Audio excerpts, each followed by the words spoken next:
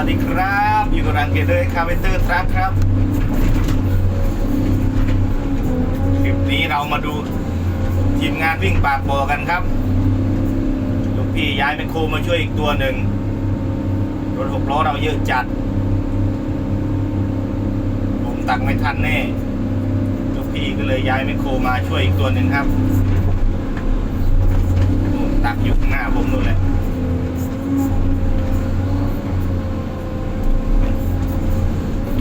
วิ่งปากบ่อไกลๆครับ100 เมตร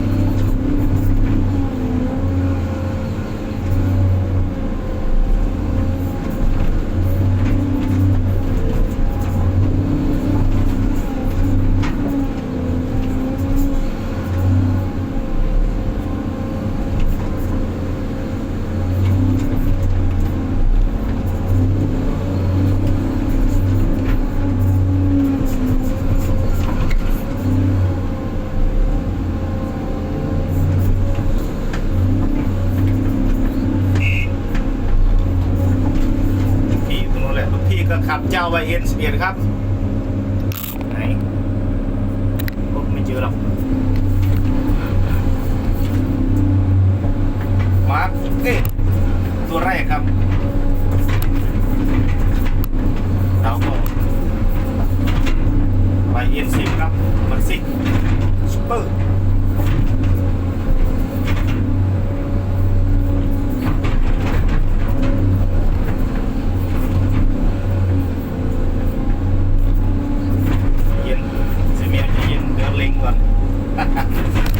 ลิงขีดแดงก่อนครับ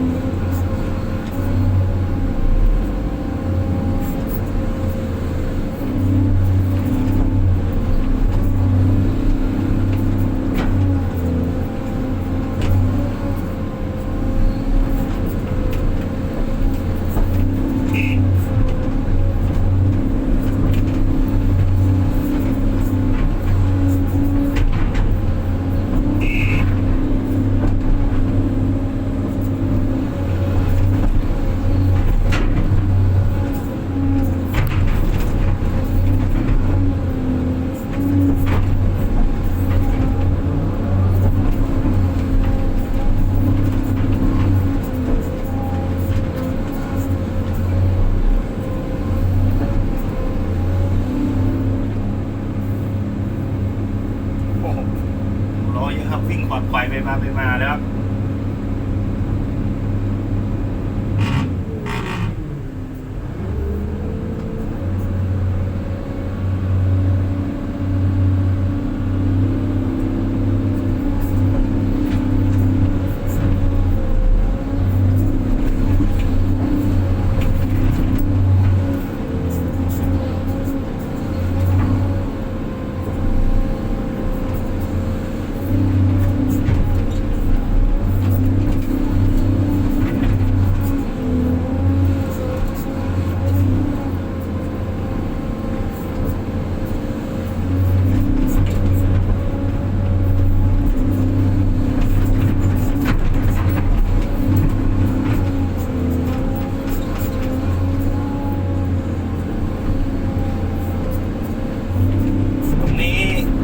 200 เที่ยวครับ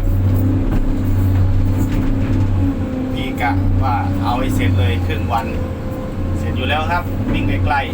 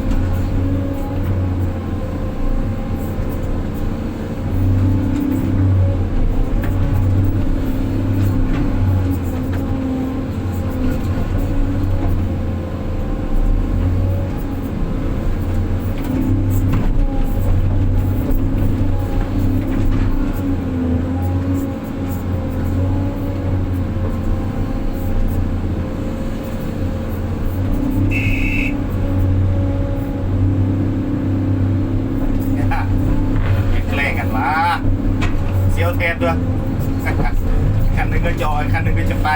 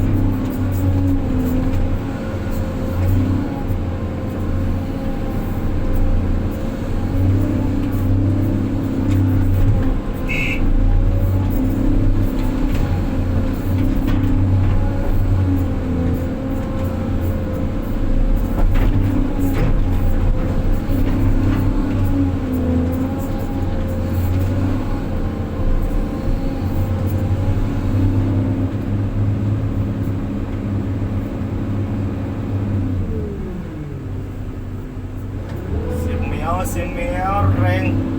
รถแรงของทีมงานครับคันนี้นี่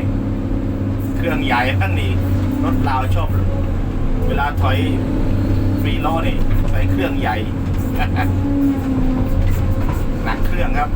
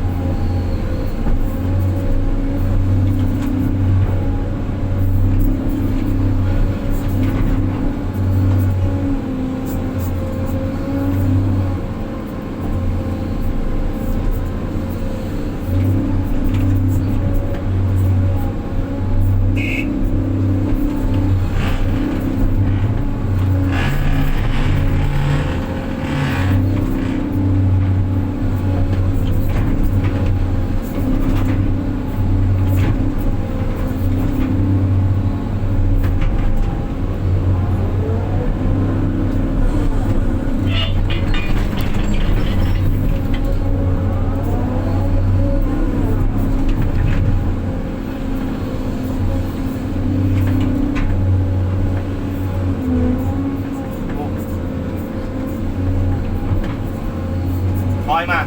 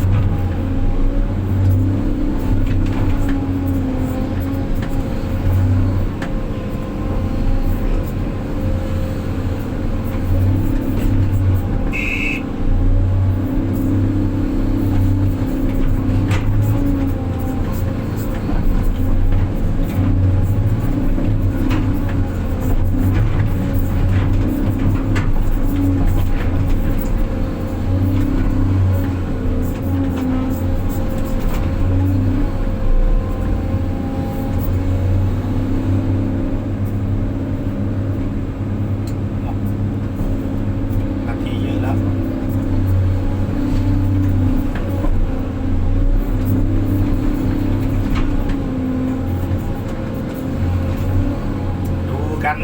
ยาวๆครับ ยาวเวลาผมอัพโหลดเนี่ยนานครับ ไม่เป็นไรผมไม่มี Wi-Fi ถ้ามี Wi-Fi ครับแป๊บเดียว10 นาทีนี้ผมอัพโหลดเป็นวันเลยครับ10 นาทีนี่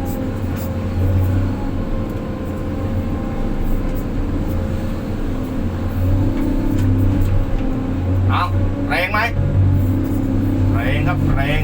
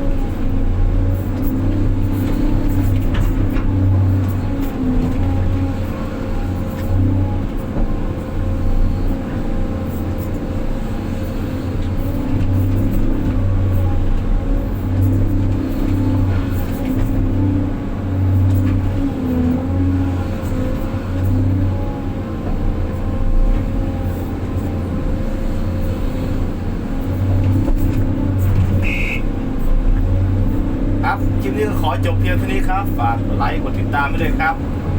ไปเจอกันคลิปต่อไปครับสวัสดีครับ